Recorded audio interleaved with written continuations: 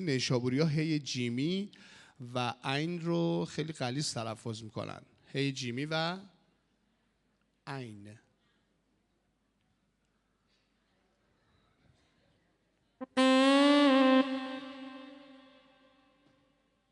خیلی متشکرم.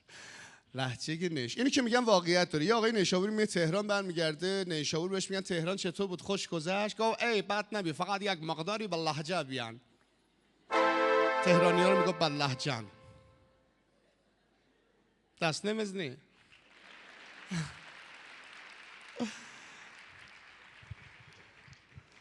نیشابوری یه نصف شب هول هولکی خانومش از خواب بیدار کرد، گفت طلعت وقت است که موجوده رفته. وقت گفت داریم همچین آقایونی الان. خانومش خوابالو بلند شد گفت جونم مگد خوبیم.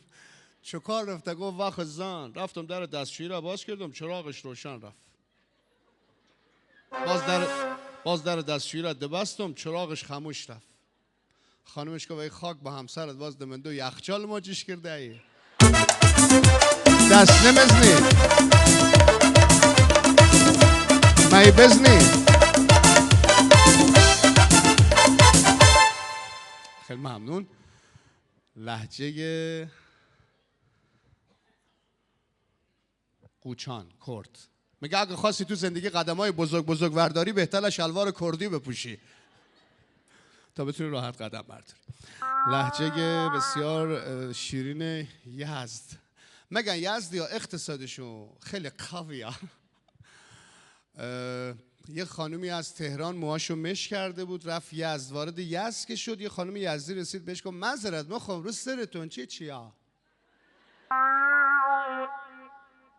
خانم گفت این مشه. گفت خود چطور مال شما مشه ولی مال ما نمیشه؟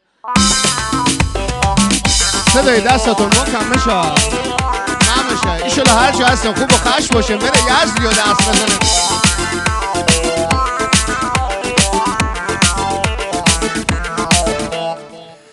یه آقایی وارد یه مغازه سوپرمارکت شد، به مغازه‌دار گفت سلام آقا، معذرت میخوام ببخشید شما ماست درد گرفت ماست داری؟ مغازه‌دار گفت بله چند کیلو میخوای؟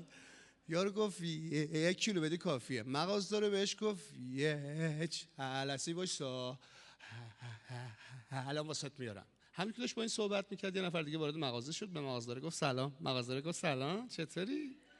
بابا اینا خوبن؟ چی میخوای؟ کاری میخوای باش الان واسات میارم. رفت کرار آورد داد این بنده خدا. رفتم که زبونش میگرفت خیلی ناراحت برگشت به مغازه‌دار گفت مرد صبحی حالا دیگه ادای منو در میاری؟ مغازه‌دار گفت نه جون تو، ادای 1 کیلو در آوردم. دست بزن نگاه میکنه همگی.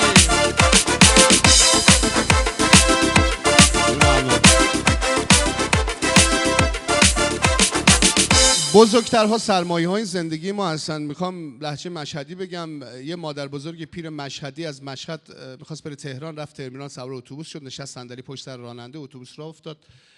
یه مسافت که اتوبوس طی کرد، مادر بزرگ چون پشت صندلی راننده نشسته بود به راننده گفت نه بیا بادم بخور. یه دونه بادم داد راننده گفت نه من به خاطری که دستتو رد نکنم بادم رو گرفتم، من دارم رانندگی میکنم احتمال ده حواسم پرت شه خدا نکرده اتفاقی بیفته، من دیگه نمیخورم میرم گرفتم دستتو رد نکنم.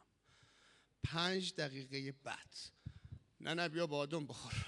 راننده گفت که نه قربونت برم من زیاد با گرمی موافق نیستم، من نمیخورم نوش جان. گفتم که من رانندگی میکنم حواسم پرت میشه. 5 دقیقه بعد نه بیا بادم بخور. 5 دقیقه بعد نه بیا بادم بخور.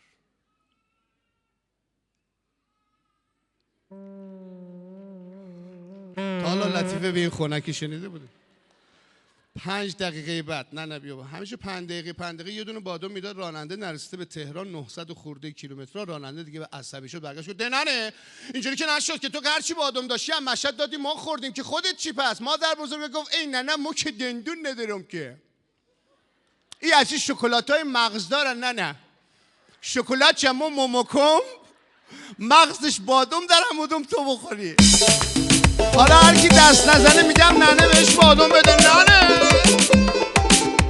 آب درس میزن دیگه، نگاه میکنه دیگه.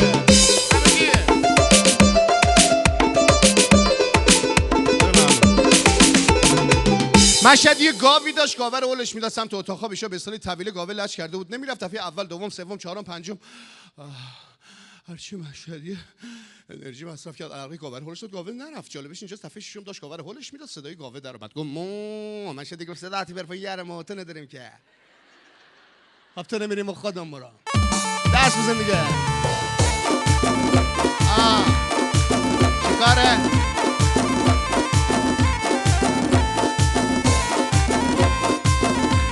خیلی ممنون. 3 تا عقاب، در و داغون، دکور صورت واقعا به هم ریخته. به عقاب اولی گفتن تو چرا دکور صورتت به هم ریخته، چرا این شکلی شده؟ عقاب اول یه رشتی بود برر. گفت اون درخت میبینی یه درختی بود 150 متر برتر.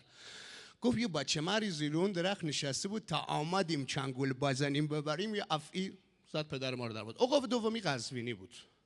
گفتن تو چرا دکور صورتت به هم ریخته، چرا این شکلی شدی؟ گفت اون درختم میبینی بالا یه بچه یوسفلنگ زیر اون درخت بود، تا آمدیم چنگول بزنیم ببریم یه ببر